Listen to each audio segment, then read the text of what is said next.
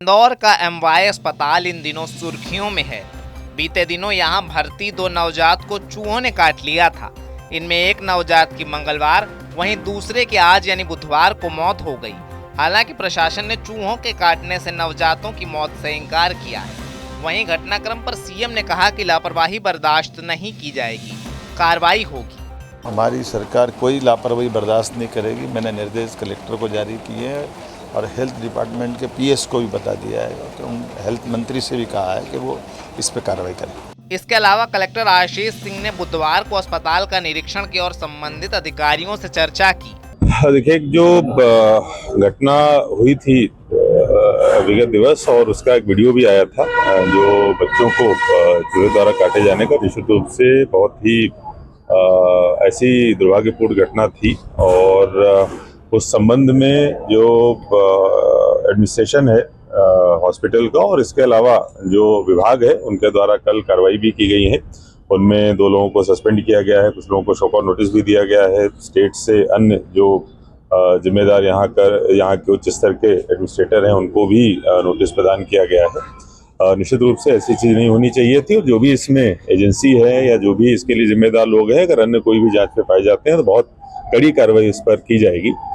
इसके अलावा जहाँ तक बात है कि जो 2 बच्चों की जो NICU में थे जिनकी डेथ हुई है, तो उसमें जो पोस्टमार्टम हुआ है और जो स्थिति थी, जो कारण है डेथ के, वो पूरी तरीके से अलग है। उसमें से एक बच्चे की जिसकी कल डेथ हुई थी, उसमें जो मल्टीपल ऑर्गन फेल्योर उसके हुए थे और पहले से ही जो दोनों बच्चे थे, एक का वजन 1 किलो, एक का वजन 1.5 किलो के आसपास था। दूसरे बच्चे की भी जो इंटेस्टाइन थी वो डेवलप नहीं हुई थी। तो जो पोस्टमार्टम में चीज़ें निकल के आई हैं, निश्चित रूप से अभी जो प्रेस कॉन्फ्रेंस बुलाई गई है डीन साहब के द्वारा और सुप्रिटेंडेंट के द्वारा, ये लोग आपके जो दूसरे सवाल हैं उनका जवाब देंगे। लेकिन अभी जो वर्तमान में मेरे द्वारा भ्रमण किया गया है कि वैसी स्थिति दोबारा निर्मित ना हो, ये कैसे सुनिश्चित किया जाए, इसके लिए जो पेस्ट कंट्रोल और सारी चीज़ें हैं उनको एक और इंडिपेंडेंट एजेंसी को भेजकर हम लोग ऑडिट भी कराएंगे। अगर उसमें कोई समस्या दिखेगी तो हम लोग उस पर करेक्टिव मेजर्स भी लेंगे।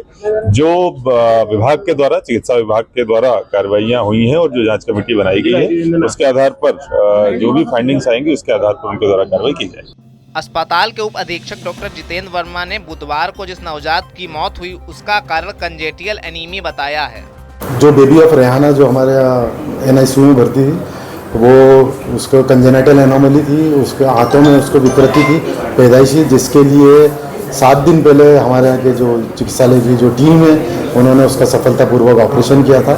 लेकिन 3-4 दिन से उसकी कंडीशन डिटेरियोरेट हो रही थी और इसलिए वो लगभग 2 दिन से, विगत 2 दिवसों से वो वेंटिलेटर पे आ गई थी और उसकी कंडीशन दिन प्रतिदिन क्रिटिकल होती जा रही थी और शरीर में सेप्टिसीमिया हो चुका था। उसे रेड बाइट भी उसके इंडेक्स फिंगर पे थी, लेकिन वो मामूली सी उसको एब्रेजन था और अभी आज दिनांक को उसको लगभग 1 बजे के आसपास उसका दुखद निधन हुआ है और ये निधन उसको सेप्टिसीमिया पूरे शरीर में होने से और कंजेनिटल जो डिजीज़ की जो बीमारी थी उसके कारण हुआ है। रेड बाइट में जो मामला उसमें कुछ निकला गया, उसमें उसको कुछ इस तरह की बहुत ज़्यादा चोट थी नहीं, बहुत ही मामूली सी उसको रगड़ थी दोनों उंगलियों के ऊपर। इन्फेक्शन उसी का था या और कुछ? उसको शरीर में सेप्टिसीमिया का इन्फेक्शन जो कंजेनिटल एनोमली थी उसके कारण था।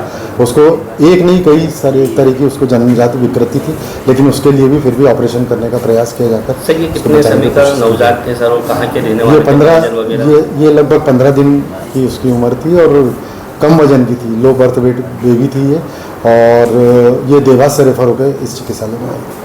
आपको बता दें, मामले में अब तक 2 कर्मचारियों को सस्पेंड किया जा चुका है। वहीं संबंधित अधिकारियों को नोटिस जारी कर जवाब तलब किया गया है। कलेक्टर ने साफ किया है कि पूरे घटनाक्रम में जिनकी भी लापरवाही सामने आएगी उन पर कठोर कार्रवाई की जाएगी। इस मामले में राज्य मानवाधिकार आयोग ने भी अस्पताल को नोटिस भेजकर सुपरिटेंडेंट और महात्मा गांधी मेडिकल कॉलेज के डीन से जवाब मांगा है। इससे पहले अस्पताल प्रबंधन ने हेल्थ कमिश्नर के नोटिस पर मरीजों के परिजन और बारिश को जिम्मेदार ठहराया था। इस पर भी सवाल उठे थे।